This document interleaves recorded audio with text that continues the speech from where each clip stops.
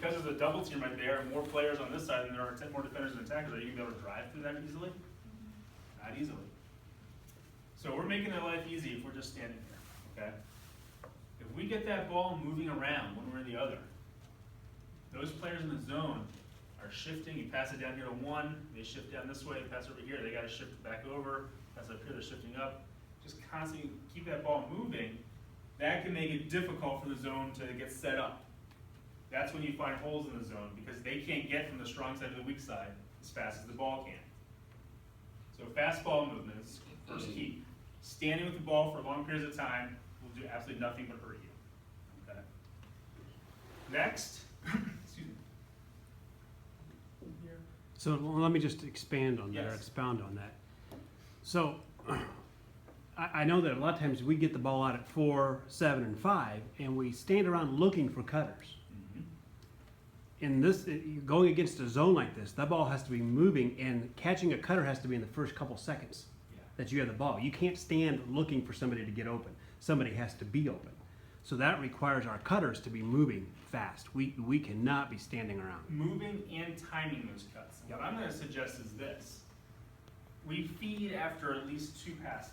I don't want to see, we pass up here, we stand look for a feed. We pass it here, we stand look for a feed. We pass it here, we stand look for a feed. I would say it's got to be 1, 2, and then look for that feed. 1, 2, then look for that feed. Okay? 1, 2, 3, then look for that feed. Because if you're constantly just look for that feed, it's giving them time to get set up. Whereas if you can get it over here quickly, the defense is still shifting. They can't get all their sticks up in your ways. You're trying to pass away a lot of feeds that were knocked down against Bowling Green. Okay? And then we can start to time our cuts a little bit better. So we're not, 1, they're cutting, 2, they're already in the middle of their cut. They got to reset. We're looking for another feed. Okay? We want to make sure we're timing our cuts together. So next thing I'm going to talk about then are skip passes. Okay? This is not skipping on the ground. Could be.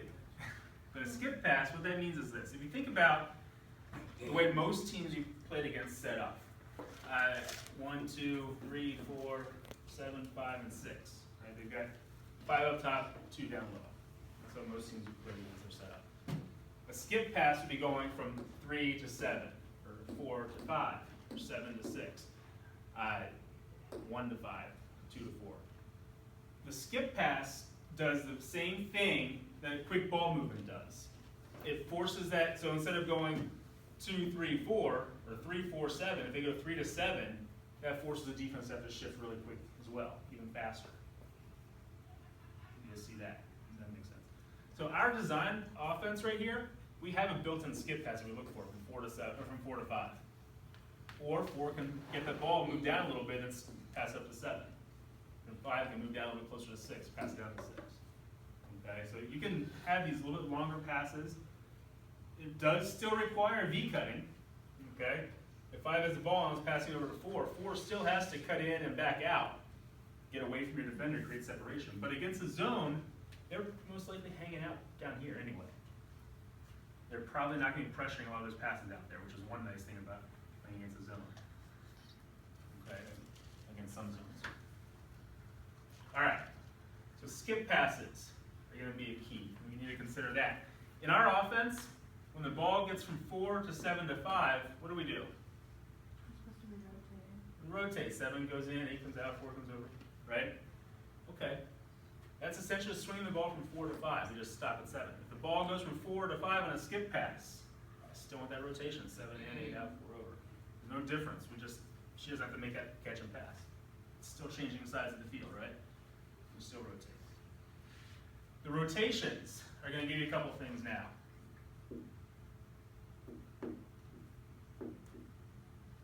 Adjacent cuts. Adjacent cuts mean this. If you are next to the ball, adjacent means next to, right? So if 5 has the ball, 7's next to 5, we want her cutting in. That's to disrupt that double team that's on ball and give us a potential drive. That's our offense, right? 4 to 7 to 5, 7 cuts in. That's an adjacent cut. That's what we want anyway. We weren't doing our rotations against Bowling Green in that second half. We were standing around a lot. We were not rotating. These girls weren't doing their rotations. These girls weren't doing their rotations. So we need to make sure we're doing the rotations all over. And then 4.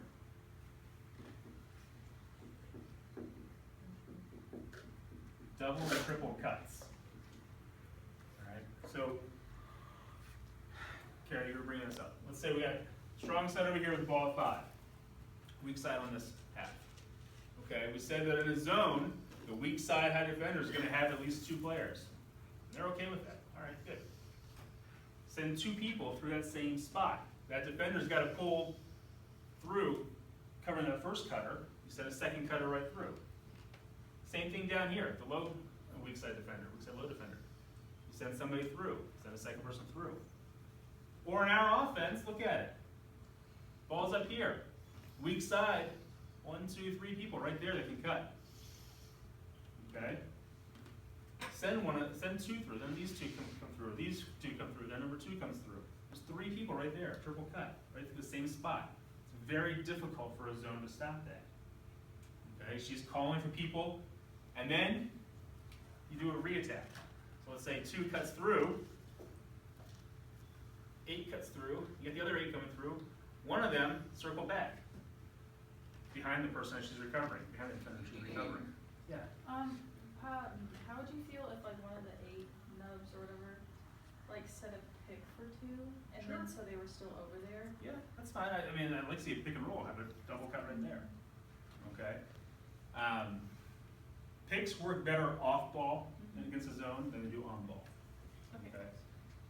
Which is what we do anyway. Now this same concept holds true. You get the ball down here to 1 or 2. Okay, let's say the ball's down here at 1. You have the 8s up here. Well, 1, 2, 3. You got 3 different people that can cut through from right that same spot right there. Okay, these are opposite the ball. And we're just creating those double and triple cut opportunities right there.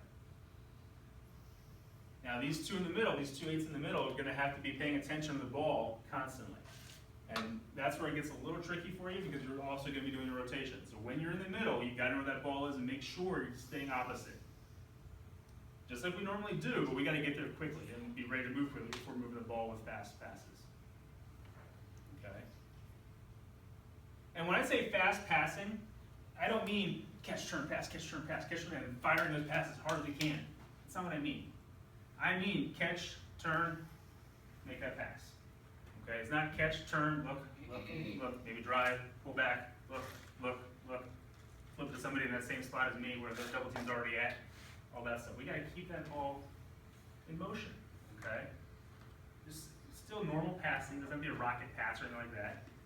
It doesn't have to be the second that touches your stick, you gotta get rid of it. Don't want you rushing through your technique, your fundamentals, still do the same thing.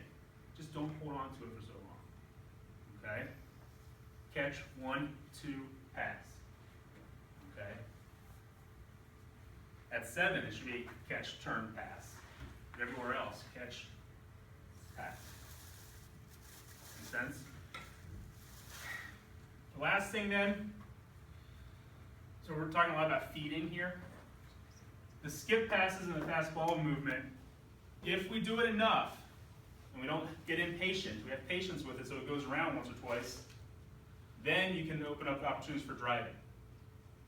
If that defense is constantly shifting this way, then back here, when we get the ball back on this side, you can look to a drive. Okay? Because at that point, they're trying to get back. They're out of their, there's a saying, make the zone break its shape or lose its shape. When it's in their setup with 2 down low, 5 up top, and they're just moving a little bit, you're never going to drive against it. But if you can get the cutting happening and swing it to that weak side quickly, you have an opportunity for a drive then. Does that make sense? So that's the last thing I say then.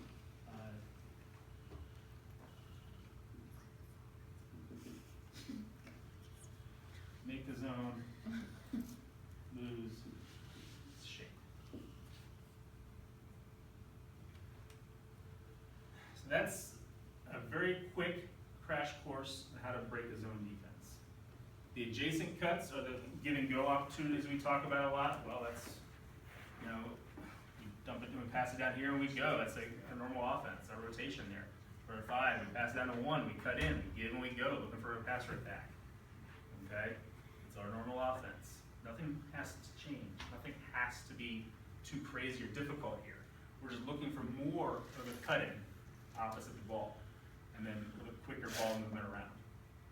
And you just have to know that if you are driving from the 30 and there's 3 girls, you just have to know they're all coming at you. Don't force the drive through. It's what the Oakland coach said to us. Yeah. He said, look, you want to defeat that zone, don't drive so hard from the top all the time. Exactly. Back it out, move it around, and dump it. And he said they'll quit. Exactly. They'll quit. So, driving through, like if the eights are driving through towards ball,